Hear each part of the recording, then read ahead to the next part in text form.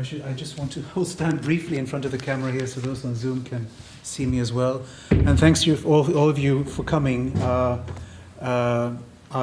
particularly appreciate that you're here because we put up posters for this event at the university, and they've been systematically removed a number of times over the past week. Also, our board here that we have allocated to the Student Academics for Palestine, which is helping organize this, has been stripped. So we're here. We're here, very glad that you're here, and notwithstanding this censorship and suppression, and it's therefore also appropriate that we want to welcome Zhou to come and talk to us. If you have been attending demonstrations in Stockholm for Palestine on Saturdays, you will have recognized Kat and her husky, very possibly. Kat is a technologist and a researcher and an activist who got in touch with us after a presentation we had a couple of weeks ago about the work that Stockholm Academics for Palestine is doing at the university, and suggested that she talk about digital surveillance in Palestine. And we're very excited to have her here because this has been something that students have requested for a long time, and we haven't really had someone to come and help us understand what's happening. So it's something that's close to all our hearts and computers and hard drives. And it is, of course, not only a question of what's happening in Palestine, but also more broadly in the world. And so, again, thank you for being here. Kat will talk. You have as much time as you want, and then we'll take some questions afterwards. So hang around for that. Those of you who are on Zoom, please hang around, and we'll take your questions as well. Yes, thank you also to PhDs in Sweden for Palestine for helping to sponsor this. So I think with that, Kat, take it away. Thank you. Thank you so much for the introduction and for the setup. Hi, everyone. I'm super thrilled to be here, and thank you all for coming in person and online. And before I start this talk, I just want to say that everything that I say here is premised off the recognition that Israel is a settler colonial state that's occupying Palestinian land and ethnically cleansing Palestinians.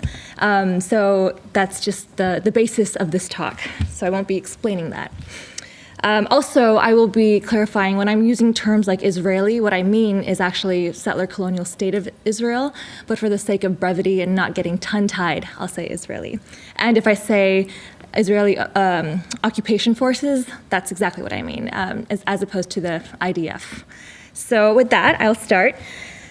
In his 1999 essay,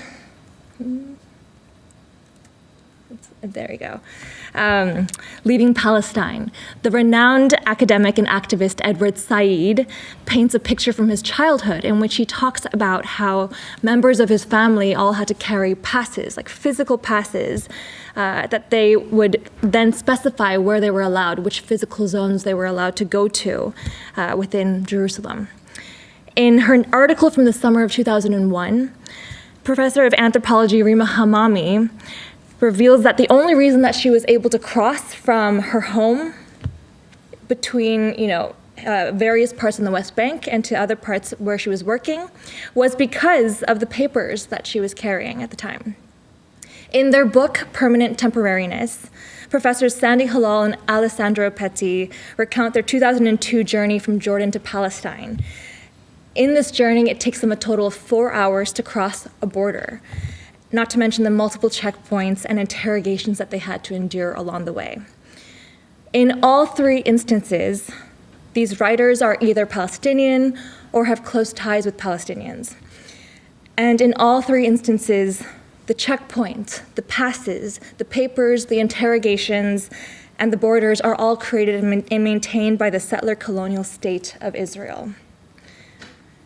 It is now April of 2024, about 6 months into Israel's relentless genocide of the Palestinians, and over 20 years from when Edward Said wrote the aforementioned essay, which was a reflection from his childhood back in the 1940s. As the occupation has evolved over the last 80 years, so has the surveillance and the policing used by Israel to maintain its vicious apartheid system. Analog forms of watching, classifying, and commanding have now been updated. Drawing from surveillance studies, science and technology studies, and history, this teach-in today will focus on the digital surveillance harnessed against Palestinians by the settler colonial state of Israel. Seemingly paradoxical, this digital surveillance is both subtle and obtrusive, newfangled and historically rooted, passive and active. I will start off by covering Israel's apparatuses of data necropolitics, examining the settler colonial state's usage of automated technologies to monitor, persecute, and kill Palestinians. I'm also assuming that everyone here has some baseline understanding of the violent occupation of Palestine and the ethnic cleansing of Palestinians that Israel has commandeered. So the extent of any historical analysis will only cover prior Zionist usage of datafication and archives for the purpose of observing Palestinians prior to the Nakba. Finally, I will reveal how, within a global system of carceral capitalism, the surveillance technologies deployed by Israel against Palestinians are also used by fellow imperial states, such as my home country, the US, against other marginalized communities. Ultimately, I hope you leave this teach-in with an awareness of another front of Israeli occupation of Palestine that urgently needs to be dismantled. And more importantly, an understanding that the system of digital surveillance imposed upon the Palestinians is reinforced by and reinforces the systems of digital surveillance imposed upon other oppressed peoples. Until we are all free, none of us are free. So think about how you arrived today at this teach-in right now. You likely woke up, you opened your blinds to let in that small bit of spring sunlight, you grabbed your phone, your wallet, your keys, you opened Google Maps, maybe hopped on the train, which you paid for via Apple Pay or the SL app. You browsed some social media on the train ride, maybe retweeted or shared some videos coming out of Gaza. And upon arriving at the Tunnelbana stop here, you simply walked over to this very building. There were no checkpoints through which you had to present any form of ID. There were relatively few CCTV cameras around you, unless you had to traverse through the more ethnically diverse neighborhoods in Stockholm, #racism in Sweden. There were no drones or balloons harassing you and hovering over you, and there were no military soldiers bothering you, likely. And sure, you were definitely tracked by the apps that you were using on your phone. And you might have gotten some extra looks from an annoying Swedish Karen, or a bored security guard, or a grumpy police officer, especially the more dark your skin tone skews. But still, generally speaking, most of us who made it here today have a relatively high freedom of movement in Stockholm. And with regard to the digital surveillance here, it exists, of course, but on the whole, it's not something we have to think about that often. In the occupied Palestinian territory, which consists of the West Bank, including East Jerusalem and Gaza, it's a completely different story. Let's say you live in Hebron, a Palestinian city in the southern part of the West Bank, dubbed by the Israeli authorities as Hebron Smart City, for reasons which will become apparent soon.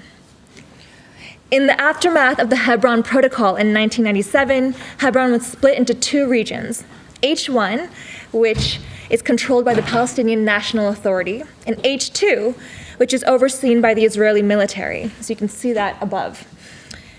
Around 700 to 800 Israeli settlers have illegally taken up residence in H2, which accounts for the tyrannical oversight of the IOF to ensure that the 35,000 Palestinians in H2 are heavily policed at all times. So you live in Hebron, and you wish to travel from your home in H2, which is under Israeli control, to Hebron University, which is in H1, the Palestinian National Authority's designated area. You wake up, you open your blinds, but only so slightly, because there are at least two swiveling surveillance cameras right outside your window, pointing to you. One of which is erected by the Israeli military, and the other is erected by Israeli settlers, because they also put their own cameras up. You check your phone briefly, you scroll on social media to find out about another Palestinian activist who has had their phone hacked by the IOF via Israeli-made spyware. And you make sure to not comment or like anything, which could get you into trouble. because they are checking your social media. You head out the door, you make a mental note to avoid the street that you normally would have taken a year ago, but now it is forbidden to you, a Palestinian. This street used to be a bustling scene with Palestinian shops, cafes, and such. Today, it is eerily quiet, enforced by the ambient noise detecting cameras on every street corner. The only noise you hear is a surveillance drone flying by. The formerly lively street is now deemed a sterile road by the Israeli military and is surrounded by a checkpoint on one end and an implicit no-go zone on the other. Your aunt's building is actually right in the no-go zone, which is less than a 10-minute walk from where you live. But because you do not have the proper ID to enter this zone, and because no family or visitors are allowed to go into these areas, you have not been able to see your aunt for nearly a year. And so you continue on your way to school. You cross your first checkpoint, fully equipped with facial recognition cameras, metal detectors, and turnstiles for you to scan your biometric ID card. You hold your breath as you wait for the camera on the turnstile to scan your face and indicate a color, which determines whether you can pass. Last week, it turned yellow on your friend, and he was interrogated for hours. Red can mean an arrest. Luckily, it turns green for you, and you were able to pass. In the accompaniment of armed soldiers with assault rifles, this facial recognition software, known as Red Wolf, plays the role of judge, jury, and executioner. Before you leave the checkpoint, an intimidating soldier comes up to you, points his smartphone in your face, and rudely informs you that he will be taking a photo of you for security. What you don't know is that he has to take at least 50 photos of random Palestinians during his shift to upload to the Blue Wolf app, which is essentially Israel's Facebook for Palestinians, that uses facial recognition to match your photo with their database. You go through 2 more checkpoints before you are finally able to walk through H1, the area where your university is. How fucking excruciating. This is what Amnesty International describes as an automated apartheid. This landscape of digital surveillance employed in Hebron and the rest of the occupied Palestinian territory by the settler colonial state of Israel encompasses a wide gamut of technologies. Unlike its more subtle counterpart in Sweden, the digital surveillance in the occupied Palestinian territory is palpable, unmistakable, and deadly. All because you had the audacity to be born Palestinian. In the documentary Israelism, a former IOF soldier deployed in the West Bank was ordered to patrol villages on foot in full gear and bulletproof vests. He notes that they were ordered to go to the rooftops of apartment buildings and make sure that they could be seen by Palestinians so they could make their presence felt. They wanted the Palestinians to know that they were watching. Today, the soldiers are still there, accompanied by the unnerving presence of cameras everywhere, on surveillance towers, rooftops, light poles, buildings, drones, and balloons. From an emotional standpoint, there's this temporal difference in how armed soldiers and cameras terrorize the Palestinians. Armed soldiers are frightening in the sense that they can inflict immediate violence. Cameras, when unaccompanied by soldiers, are terrifying in the sense that you're left guessing when the violence will show up at your doorstep. That is, even if you noticed the camera in the first place. In this way, through its mechanisms for surveillance, Israel has created a Panopticon within Palestine. The Panopticon was a concept formulated in the late 1700s by an English philosopher, Jeremy Bentham. It's this architectural construction that was intended to maximize surveillance on prisoners. The Panopticon was this circular structure with a singular cylinder-shaped tower in the middle, and it was designed in a way to allow for a small number of guards to stand in that central tower with windows facing all the inmate cells. Jeremy's brother, Samuel, also envisioned this prison design as useful for the workplace, with managers in the central surveillance tower and laborers in the surrounding cells. So basically, Jeremy and Samuel were super fun to have at parties. But while Bentham's idea did not catch on in the way that he had hoped it would, with only a few dozen panopticons built worldwide throughout history, it did shape a generation of philosophical musing on the mechanisms and corresponding impacts of surveillance. To my knowledge, there's only one panopticon in Sweden, and that's in Luleå at the Vita Duvan prison, which is now closed. Reflecting on the surveillance enabled by the panopticon in his book, Power and Knowledge, French philosopher Michel Foucault notes that there's no need for arms, physical violence, material constraints, just a gaze, an inspecting gaze, a gaze which each individual under its weight will end by interiorizing to the point that he is his own overseer, each individual thus exercising this surveillance over and against himself. A superb formula, power exercised continuously and for what turns out to be a minimal cost.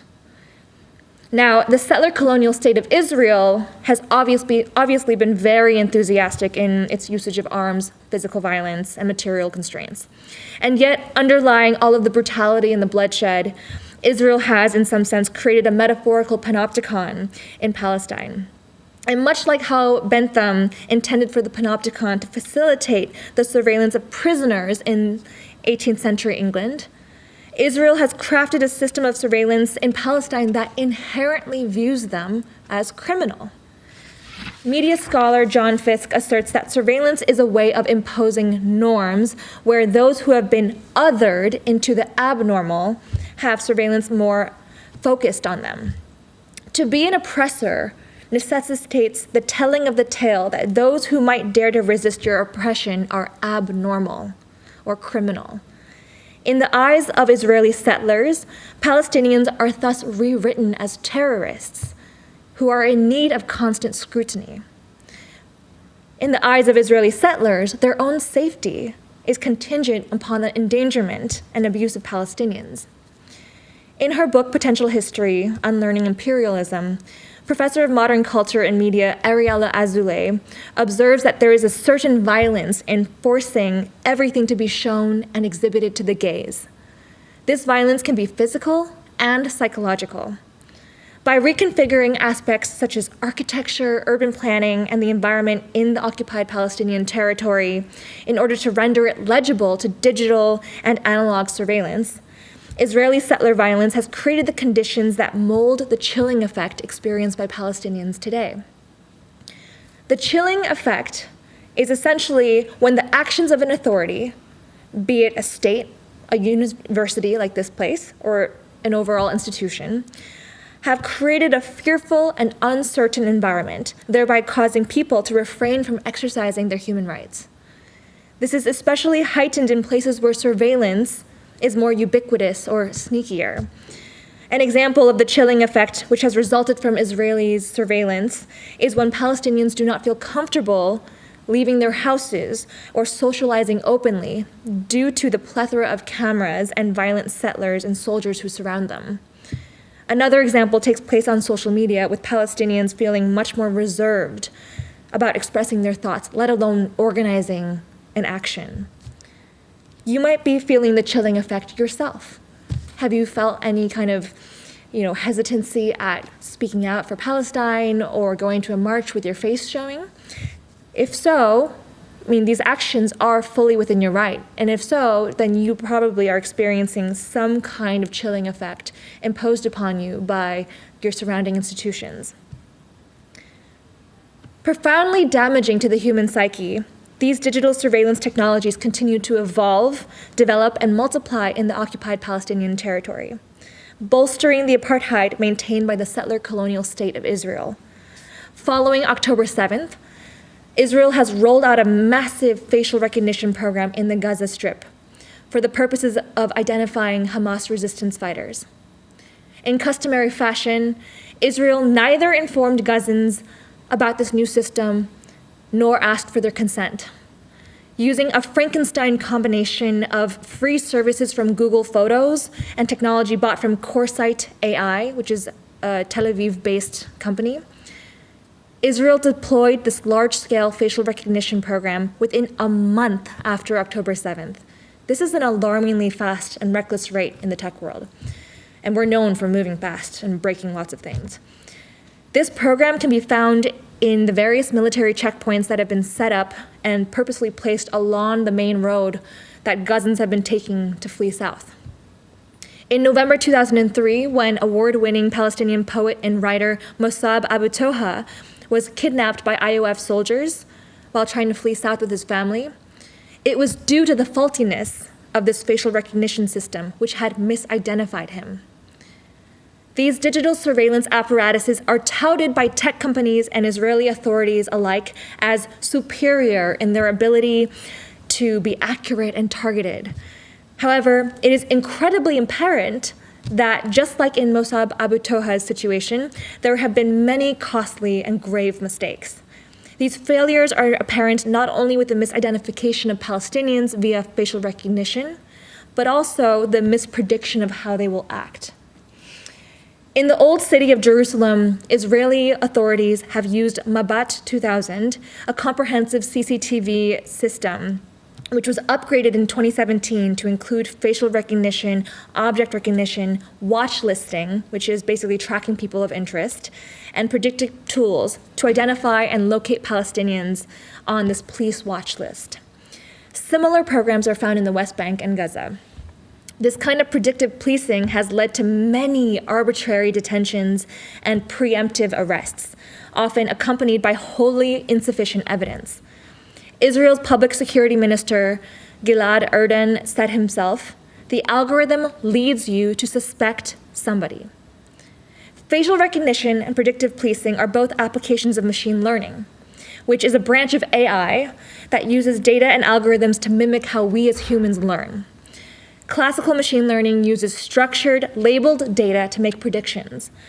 Essentially, it's just pattern recognition. Humans first have to do the arduous and often underpaid work of gathering copious amounts of data from all over the internet. So photos, text, videos, and sound. Then these human laborers label the data, right? That's a cat, that's a dog, that's an innocent civilian, that's a terrorist. A lot of this data is scraped from varying corners of the internet. So bringing in social media, which can be very biased depending on where you're grabbing it from. This is really important to underscore because who produces this technology often has a huge impact on what kind of sources they're using for data capture, not to mention how they're labeling that data. And after all of this trading data is accumulated and annotated, it is then used to teach the machine learning algorithm how to view the world. As African-American studies scholar Jackie Wan notes, predictive models are only as good as the data sets they use to make predictions. So it is important to interrogate who collects data and how it's collected. And although data has been conceptualized as this neutral bit of information about our world and our behaviors, in the domain of criminal justice, it's a reflection of who has been targeted for surveillance and policing. So it's incredibly common for biases such as racism, sexism, and ableism to seep into these technologies.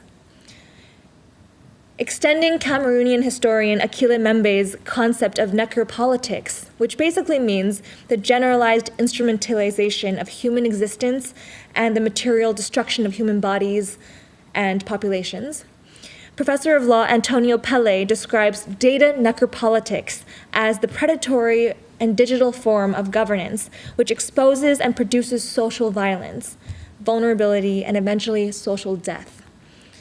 These AI surveillance tools are enactments of data necropolitics, determining who gets to live and who gets to die, all while obscuring any sort of accountability.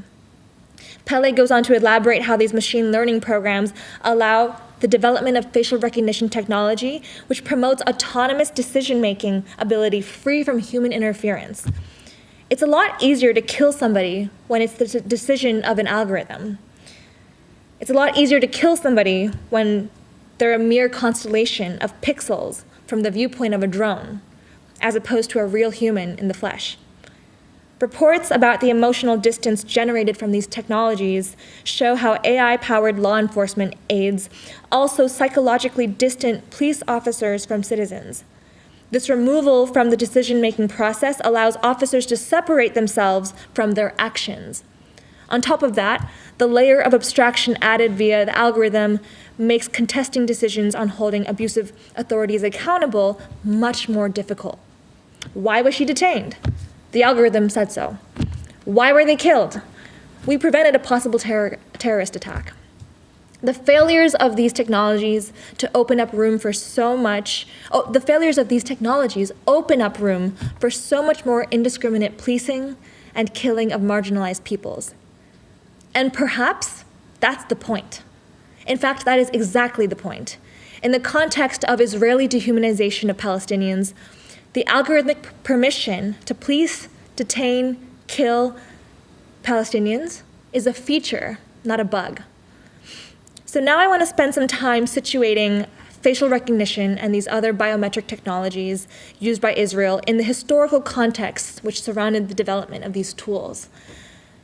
I've used the word biometric several times already, and what it means basically is body measurement.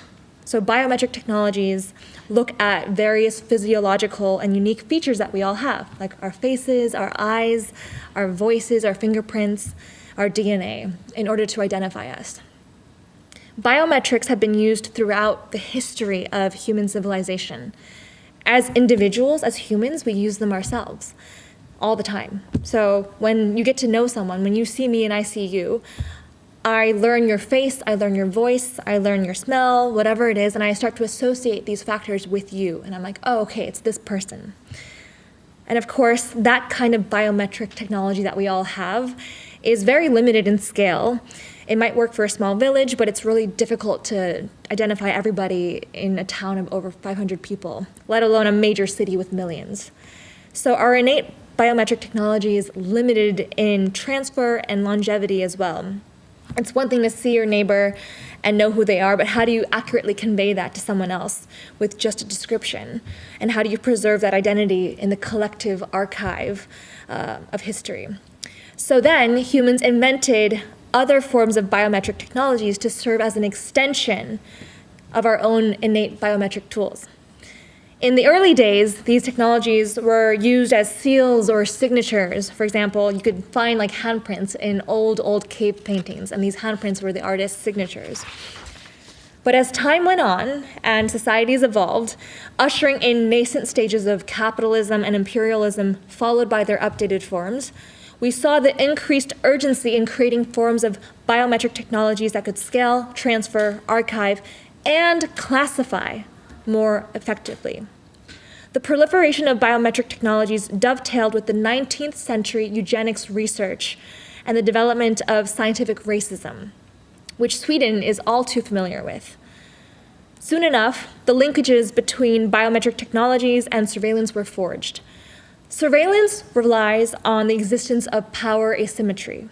Somebody with power, be it a boss, a slave owner, the police, an oppressor, surveilled someone without power, employee, an enslaved person, civilian, the oppressed. Biometric technologies developed to fulfill the needs of growing corporations and empires. James Herschel, a British officer stationed as a magistrate in colonial India, invented the usage of fingerprinting as a mechanism of labor control, specifically to, in his own words, frighten the Indian contractors out of all thought of repudiating their signatures. Surveillance scholar Irma van de Ploeg details how biometrics are used in the reformulation of people into a new type of body ontology, which redefines bodies in terms of, or even as, information. We are all seen as information. This construction of such a body ontology is largely rooted in carceral logics enforced by authorities throughout history. Fingerprints were collected to identify criminals, and later, in van der Ploeg's words, welfare recipients, refugees, and migrants were all subjected to biometric surveillance. Such an overriding of somebody's being is a very profoundly violent thing. And these inequalities that emerged from capitalism, in particular racial capitalism, spurred the development of biometric technologies and surveillance tactics. In their book, The Histories of Racial Capitalism, Authors Jenkins and Leroy explain how new and old imperial powers increasingly relied on territorial possessions to resolve recurring economic depressions, surplus goods, and labor violence. Racial ideology and racism shaped and were shaped by these imperial resolutions. What they mean here is that the construct of race was deeply intertwined with the exploitation of other peoples and the extraction of others' resources. Scholar Ruha Benjamin, also the author of the book Racing After Technology, notes that racism is productive, not in the sense of being good, but in the literal capacity of racism to produce things of value to some, even as it wreaks havoc on others. In sociology, we like to say that race is socially constructed, but we often fail to state the corollary, that racism constructs. Extending this point, I would say that racial ideology and racism have profoundly shaped who historically has been surveilled and how their biometric information has been preyed upon, gathered, and distorted. And beyond that, consider the technologies we use to capture biometrics and how they can be profoundly biased and imperfect. Certain bodies are rendered more or less legible by the technologies we have crafted, with darker-skinned people being photographed with far less visual clarity or being algorithmically identified with far less accuracy. The Zionist surveillance of Palestinians has existed for over a century, going back to 1918. Palestinian historian Saleh Abdel Jawad elaborates that, like any colonial anthropological knowledge, the information was intended to cast light on all aspects of material and moral strength of the indigenous society with an eye to subjugate them. This initiative, which commenced after the Zionist Commission's 1918 arrival in Palestine, was the seed that would grow into the village files. And the key goals of this surveillance were to help manifest the Balfour Declaration and to keep tabs on the land there. Fast forward a few decades and we see growing surveillance accompanying the escalating unrest as Zionists pushed further into Palestine. Jawad describes how Zionist interest in collecting information and spying on the Palestinian people was closely linked to the evolution and pace of the Palestinian national struggle against colonial settlers. The more the Palestinian struggle grew, the greater the Zionist interest in gathering intelligence. And throughout the 1940s, the Shai, or the intelligence arm of the Haganah, which is this paramilitary terrorist organization, made a concentrated effort to obtain as much information which would eventually assist in the violent Nakba in 1948. And as part of these village files, they got all these photos of villages from these aerial views, and similarly had like competitions for people to gather, for Zionists to gather as much footage as they could, like the Blue Wolf app. So what started out as an effort to capture extensive information about the Palestinian villages that Zionists intended on invading and occupying, transmogrified into a carceral tool that gathered lists of wanted people in those villages. According to Ilan Pape, Jewish troops in 1948 used these lists for search and arrest operations they carried out as soon as they had occupied a village. He then goes on to describe the barbarity of how these soldiers would target the Palestinians. The men in the Palestinian village would be lined up, and those appearing on the lists would then be identified and often shot on the spot. Again, data necropolitics at work. Similar to the arbitrary harassment and abuse of Palestinians by Israeli soldiers today, the criteria for why somebody was listed in the village files was loosely defined, quite subjective, and often just stemmed from deeply entrenched racism. Meanwhile, the first systematized fingerprint collection was introduced to Palestine by the British colonial police in the 1930s. It was soon acquired by the Israeli police. Decades later, the Israeli surveillance has been updated with newer biometric and digital technologies. Palestinian-American media scholar Helga Tawil-Suri has written about how following the 1967 Six-Day War, Israeli authorities issued varying IDs to Palestinians who lived in East Jerusalem, the West Bank, and the Gaza Strip, which are, in her words, a widespread, low-tech surveillance mechanism and a principal means for discriminating subjects' privileges and human rights. The Israeli military continued its biometric surveillance endeavors with the deployal of the Basel system in 1999, first in Gaza and then in the West Bank. By combining biometric work permits with biometric verification at checkpoints, the Basel system was meant to monitor the travel of Palestinian workers who lived in the occupied Palestinian territory who had jobs in Israel. The Basel system laid the groundwork for the MOAZ system in 2004, which was a database of all foreign workers living in Israel that was launched with very scant legal regulation and transparency. The surveillance of Palestinians has remained a consistent component of the Zionist project for the last 100 years, evolving with the invention of new biometric and surveillance technologies. Michel Foucault conceptualized the boomerang effect, or the imperial boomerang, which is described as when the methods adapted to monitor marginal groups perceived to threaten the state eventually are extended to the majority, and those developed in the colonies make their ways back to the metropole. So Israel's digital surveillance is not only targeting Palestinians now, but it's also making its way back to Israeli citizens as well. In 2017, the Israeli legislature, or the Knesset, passed a very controversial law in which all Israeli citizens must register in a national biometric database with their fingerprints and facial images, as well as carry biometric ID at all times. And what is particularly striking about this database, which is dubbed the most expansive one in the Western world, is that unlike its European counterparts, Israeli citizens do not own their own biometric data. The digital surveillance technologies that Israel uses on Palestinians are also exported and used on other oppressed communities around the world. Author Antony Lowenstein describes Palestine as a laboratory for automated occupation. Israel itself has become an industry hub for digitized surveillance and warfare, and the technologies wielded by Israel to oppress Palestinians can be found in an increasing number of countries. In 2016, Privacy International reported that Israel had the highest number of surveillance companies per capita of any country in the world. It was reported in 2020 that Israel is the largest exporter of surveillance drones in the world as well. Meanwhile, the Israeli company called NSO Group, which created the notorious Pegasus spyware program that enabled actors to hack into the phones of journalists, dissidents, and the like, has sold its product to multiple countries, most notably Saudi Arabia, which used Pegasus in the murder of Washington Post journalist Jamal Khashoggi.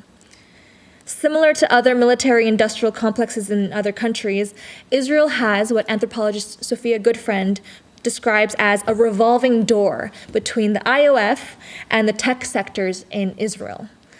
When private tech companies, often based out of Tel Aviv, are contracted to create surveillance technology for the military, the engineers and analysts in the IOF, specifically in Unit 8200, which specializes in mass surveillance, end up honing their technical skills.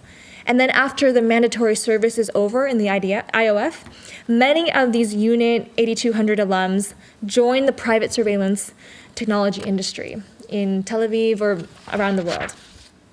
The IOF has been developing its own computer science since the 1960s, nearly a decade before university computer science programs existed in Israel.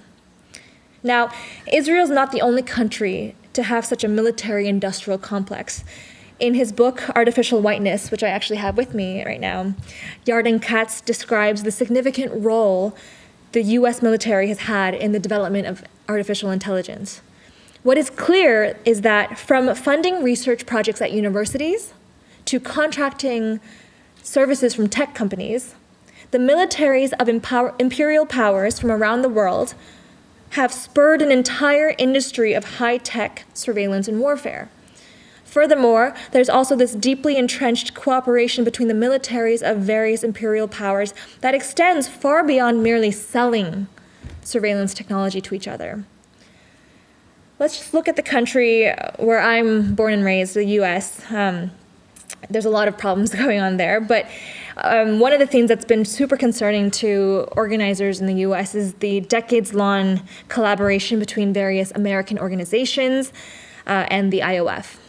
So regular visits for Immigrations and Custom Enforcement, that's ICE, regular visits for those ICE officials to Israel are sponsored by the Anti-Defamation League so that these officials can learn about intelligence and surveillance. ICE is the agency that's known for separating undocumented families and throwing children into detention camps. There are also annual counterterrorism seminars for American law enforcement agencies that feature presentations from IOF leaders all the time. American officers have trained in Israel to learn how to punish illegal immigration at the US-Mexico border.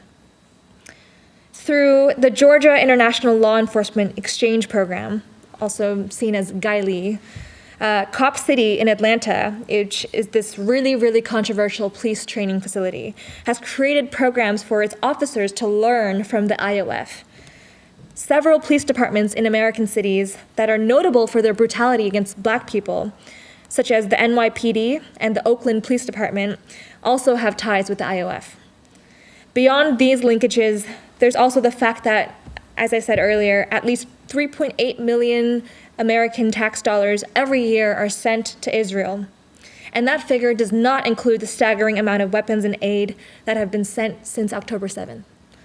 So what I've described thus far, from Israel's surveillance tech industry to the collaborations between the IOF and other imperial projects, are byproducts of the racial capitalist system in which we all exist.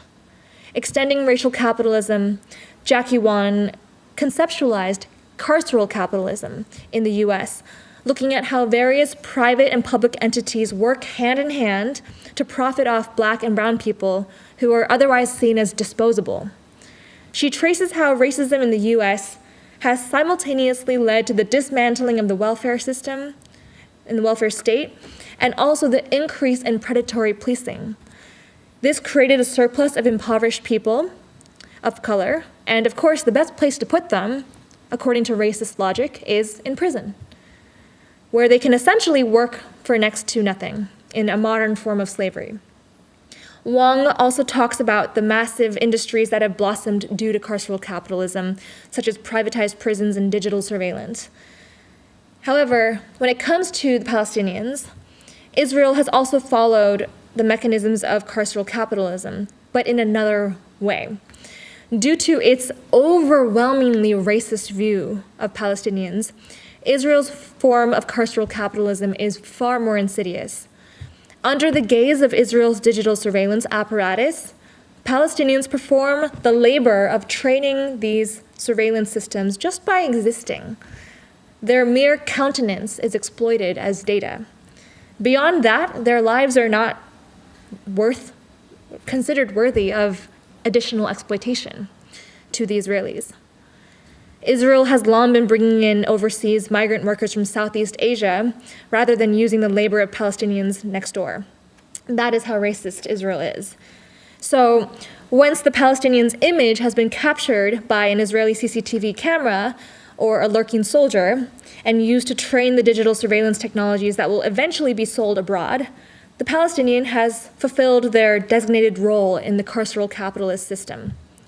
And after that, only death by a US gifted missile awaits.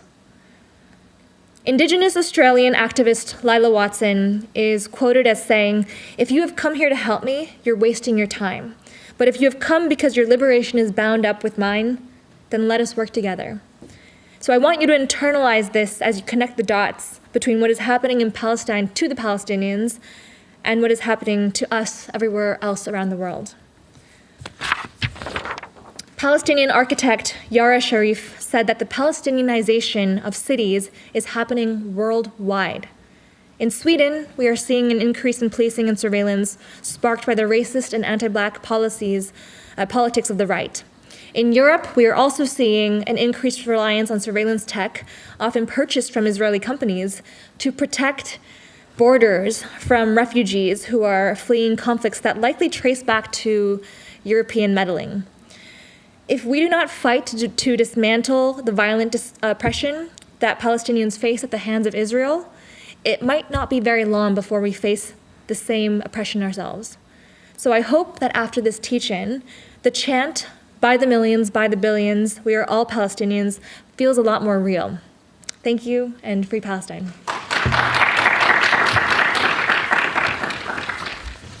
It does feel more real. Thank you so much.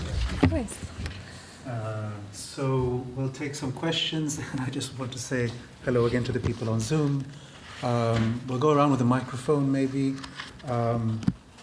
I just wanted to recall very briefly, I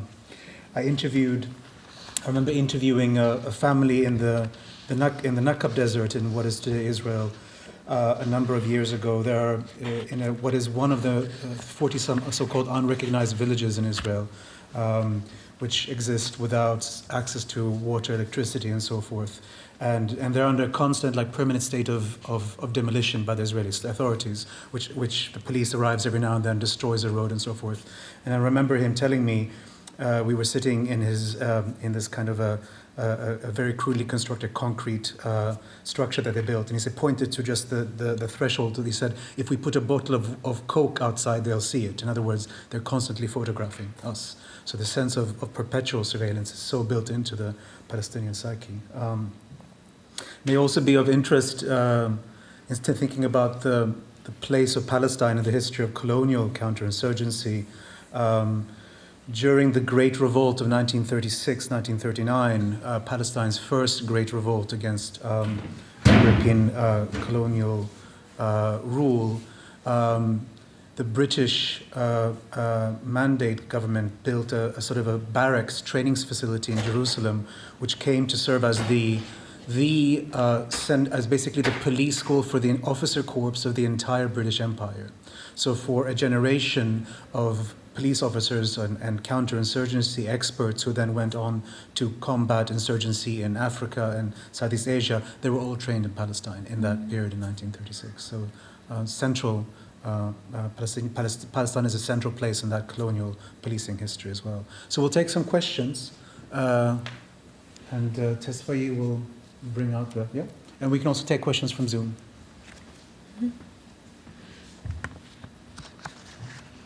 It's a cool looking microphone. Yeah. Oh, you can throw. Nice. I have a question. I always have a question.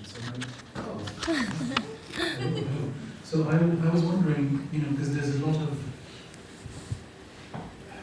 it's a kind of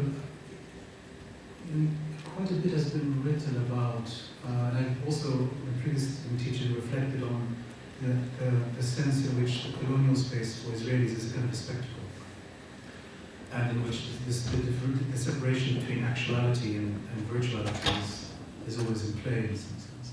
But I'm also curious if you haven't come across either in Palestine or elsewhere readings that reflect on the extent to which those who the architects of this technology and those who use it daily, in some sense, themselves feel like they want to punch through that mediation in a certain sense. And I think about that because you talked about how that it becomes perhaps easier to kill at a remote, at a distance. And what's so striking about the violence that's unfolding now in Gaza is how, I think, and I'm using that word from a recent London Review book article, how orgiastic it is in its cruelty and brutality. There's really some kind of a sadism at work here. Israelis really, really want to do cruel and horrible things to Palestinians, and they're broadcasting that on TikTok and so forth. So I wondered if you have any thoughts on that and how that plays itself out perhaps in other contexts as well. Yeah, I think there's a really interesting mechanism, like a feedback almost, of how these technologies can change, like we said, the way that Israelis see Palestinians as subhuman. And I always think about this one video. It's not the screenshot that I attached here, but there's another video where the IOF had posted, and it was during the Flower Massacre, and they had posted this video that was just them being like, look at us feeding the Palestinians, and it was like shot at such a faraway angle, and this video basically made the Palestinians look like bugs from the angle that it was shot at, from like the black and white filming of it all. And I'm not sure, I've not really encountered much on like whether Israeli soldiers or the people that are using these technologies want to like punch through necessarily through. I think if anything, it's mostly been this kind of really obvious sensation of, oh, these are not even necessarily humans, and so of course I can just drop a missile on them and it's going to be fine. And it almost feels like it's like a video game for them in that sense, which is really, really disgusting to think about. And I think this is something that like we've seen these kinds of, I mean, we've seen the U.S. use this kind of drone warfare as well in a lot of places in West Asia, and it's been traumatic. And what's really interesting to me is that like the kind of brainwashing or the psychic ability to be like, wow, these people are not human at all, has gotten so strong that they are totally willing to post it on Twitter and on TikTok and feel like there's not going to be any backlash to it, when the rest of the world is just like, what the fuck are you doing? So yeah.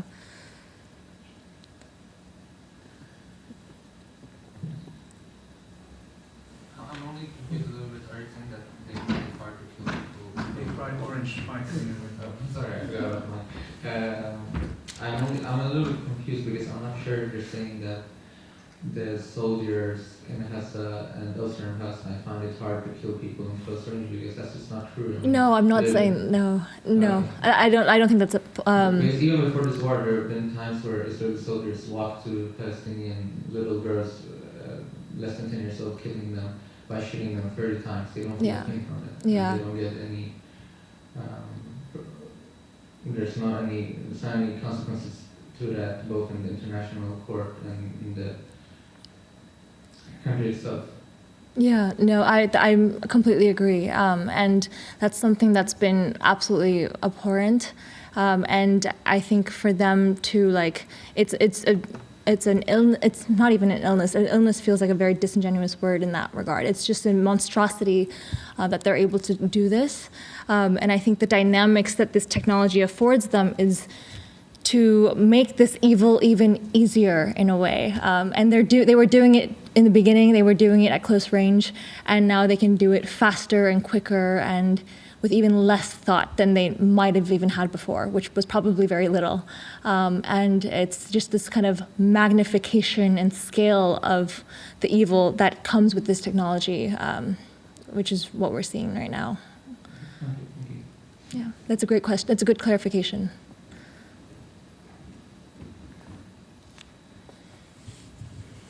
All feel surveilled. Come on. Questions from Zoom? I have a question. Yeah. Thank you so much for this talk. I learned a lot about the details of how surveillance is practiced in Palestine. Although I kind of had an idea, I didn't really know the details of it, so thank you. I just wanted to ask you about I wanted to ask you to reflect on the Palestinization and this Panopticon methods of surveillance that you talk about. What is the implication for that?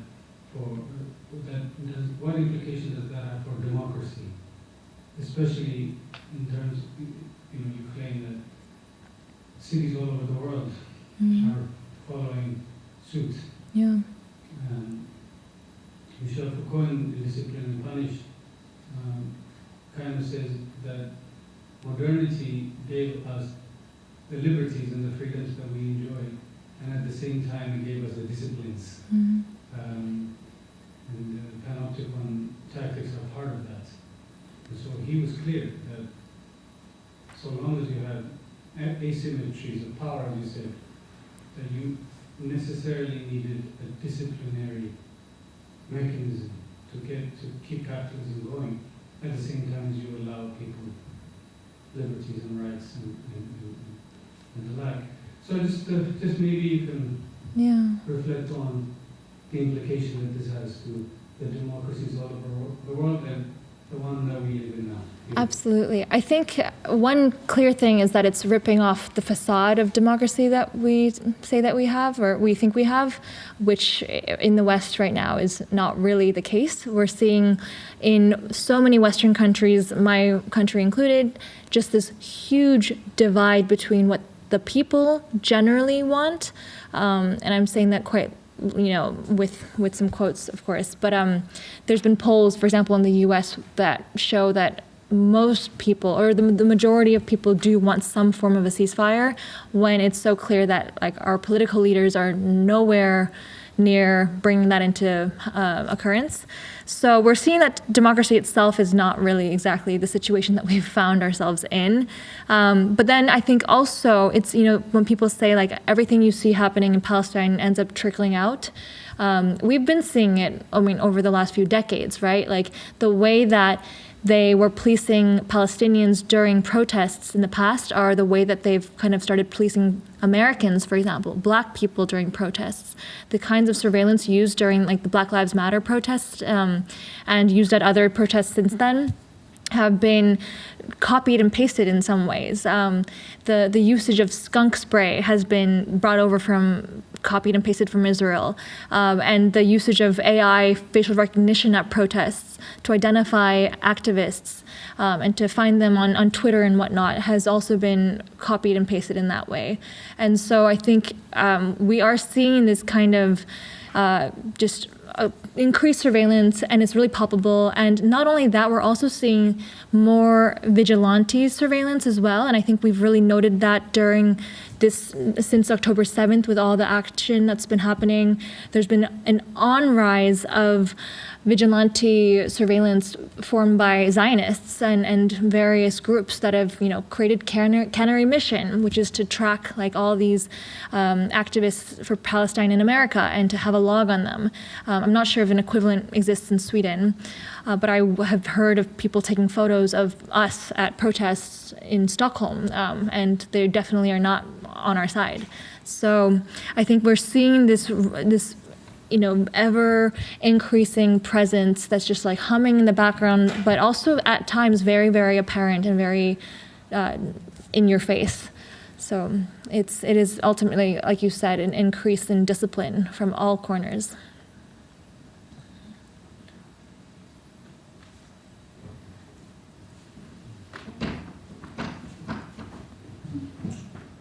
Thank you so much for your talk. It's very illuminating.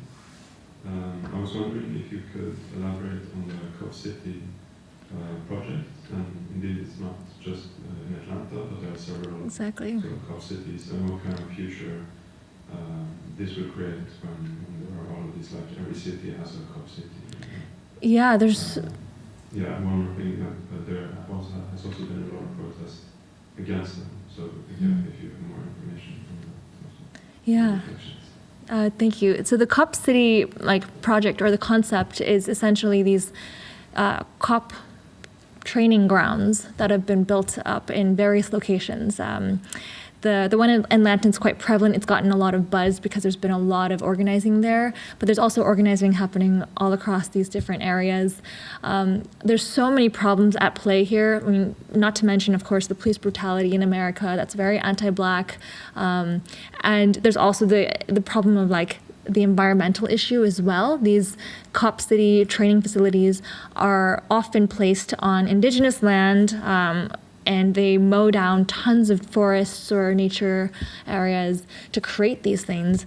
And these facilities are essentially just like playgrounds for them to invest lots of money in that could be going to other social benefits and systems, to create these training grounds for them to take technologies from different areas like Israel and whatnot, and different surveillance tactics and policing tactics, and practice them there. And it's really, really concerning. As an American taxpayer, I think it's a huge waste of my money. It's not where I want my money to go to at all. But yeah, they've been really proliferating, and we've seen a steady increase in this carceral system. Since the existence of America, it's been growing. But yeah, it's very disappointing. And there's been at least one activist that was murdered by the police when protesting Cop City in Atlanta, which was horrific.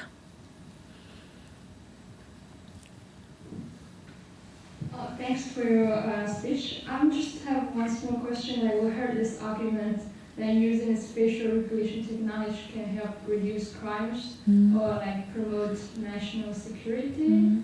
And so is it possible like the individual can sacrifice their freedom or their rights in exchange for this stability or security? I think maybe there is the issue of like find the right balance. Is there any possibility that maybe if we can have like better legal regulatory framework, then it can help to pursue this balance? That's a good question. The thing is that it's premised off if the legal bodies that pass that kind of framework are not racist in the beginning, which I think a lot of them in the West are incredibly racist, unfortunately. So I feel like if they were to pass anything, which I doubt that they would, then it would not necessarily be on very genuine grounds to begin with. And also, like I was mentioning, there is this carceral capitalist system that kind of operates around this. So these technologies have been shown to not always be effective, especially when, tracking people of color. All the times, like these cameras, which were made by a lot of Western companies, have faultily identified or, mischaracterized people with darker skin tones. And so with this technology that's already kind of shoddy, plus the fact that these companies that are creating these algorithmic, facial recognition systems are also training it on data that's, very biased or skewed in a particular way. I think the technology itself is flawed from the very get-go because it has inherited all of these white supremacist ideologies in the technology itself. And so with that, I'm not sure how much safety and security it can afford us, especially if you are someone from a marginalized background, and if you are someone living in a space or a state that is predisposed to surveil and police you already. So I think it can make you safer if you're white and privileged, maybe, but otherwise it's a horrible, devastating technology that is often used by the wrong people.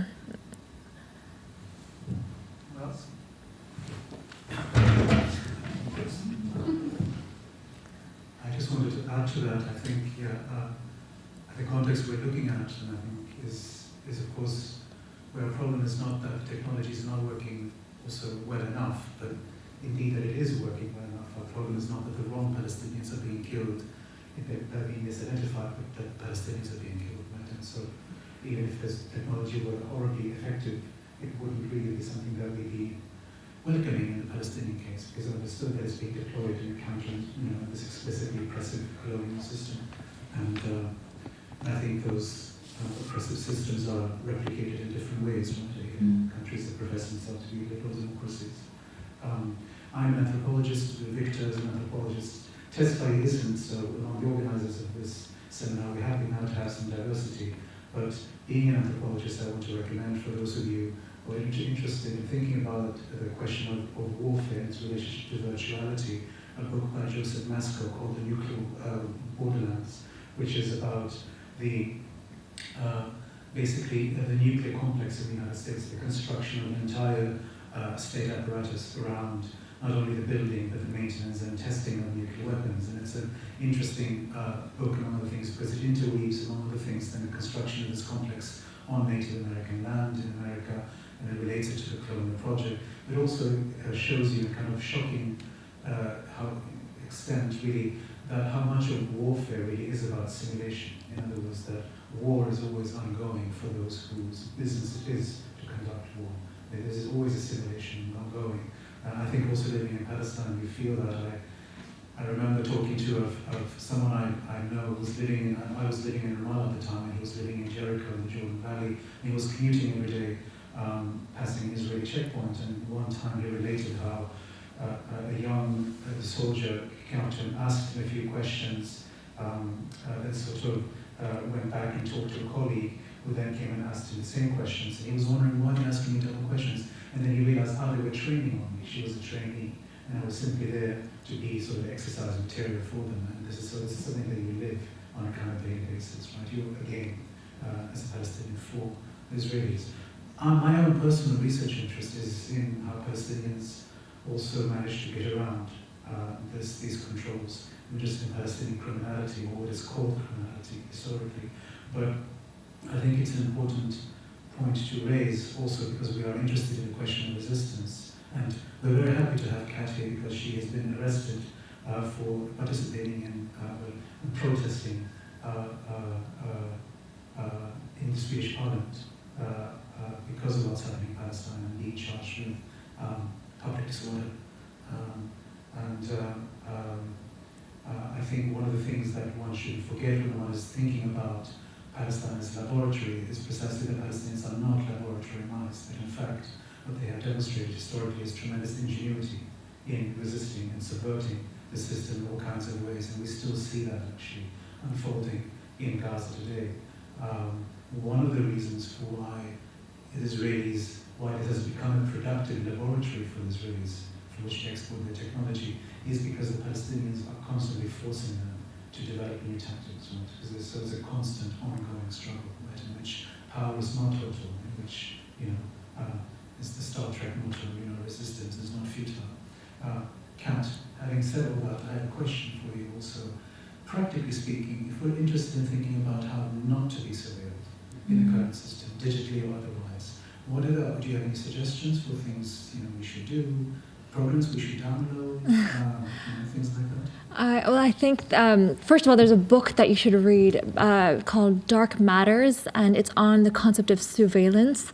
And the author's last name is Brown, and she is a Black woman who writes about how different communities in the US and worldwide have been using surveillance, watching the watchers, to evade surveillance and to kind of work around it. And she looks at historical instances where, for example, enslaved people in America were using tactics that they developed to avoid the lamp lights that slave masters carried around or lit in the city, and the kind of strategies they would have. And I'm really glad you brought up the resistance efforts in Palestine, because I think in that sense, just to exist in Palestine is resistance. And there's a lot of different ways and tactics that Palestinians have had to develop. And a lot of times it's even harder because you cannot necessarily talk about it online. You have to find offline ways of talking about it, very covert ways to talk about it.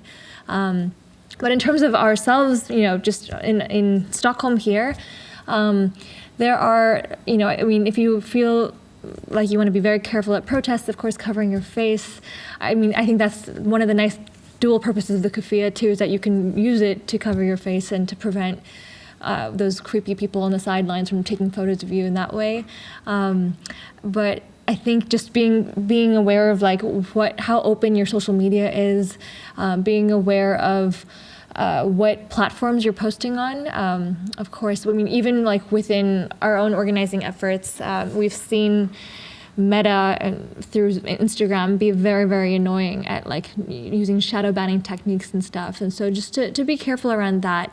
The thing is, it is always changing. These companies are always updating in that way. And it's complicated in that way, but then that's the power, I guess, of talking and of collaborating with each other, is that you raise awareness on what's happening and what's new and how to perhaps confront and subvert. But yeah. So no programs to download? No programs to download that I can think of. I wish. Using the solution to technology. Yeah.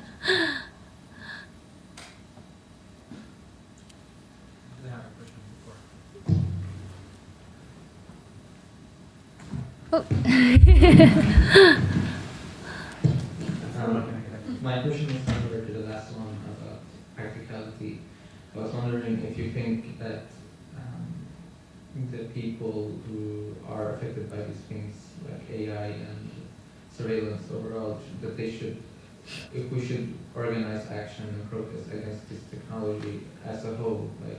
There's a lot of problems with AI, and it's becoming more and more advanced in the last year or so.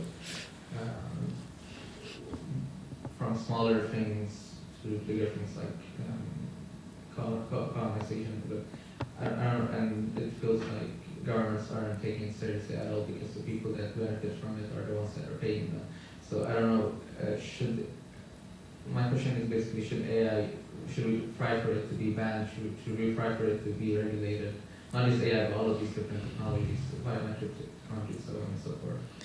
I think there's definitely action that needs to be taken. I know in a couple cities in the US, they have banned facial recognition, and it's only been on some citywide levels, but I think that trend needs to continue because of just the danger that's involved with having facial recognition surveillance everywhere.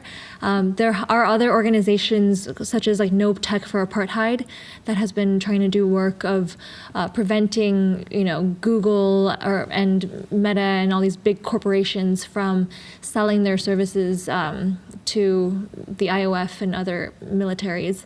Are any of you working in computer science or studying computer science? Okay, we're all on the sociology side. Okay, but yeah, so. If you, in that case, like if you know people that are in that realm, I think there's a lot of organizing that needs to be done. I mean, even on like an academic level, right? A lot of the research that's been happening in academia can be traced directly to what governments need, or what governmental agencies need, or military needs, or whatnot. And a lot of them, there's this kind of like working triad of academia, government, and industry in order to create these technologies. And so there's a lot of organizing that needs to be done. I think, I'm not quite as well versed as how the system works in Sweden. Like, I guess you don't write your representatives, but definitely communicating to those in power that this is not allowed. This is not something that we want in Sweden. And it's been ramping up because the right coalition in Sweden is seems to be very pro-surveillance, especially when it comes to policing Black and brown people here. So yeah, that's a great point that you brought up.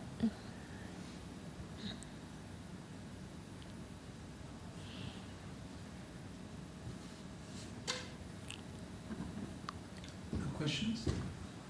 There's one question here. I know you want this one. Thank you, Boris. So, in your opinion, how should academia approach and sort of advocate on a global scale for the ethical and human rights concerns that are raised by the deployment of this kind of facial recognition technology in the occupied territories? If we consider sort of decolonial perspectives on surveillance, system and control, what kind of efforts are already in place, in case you know?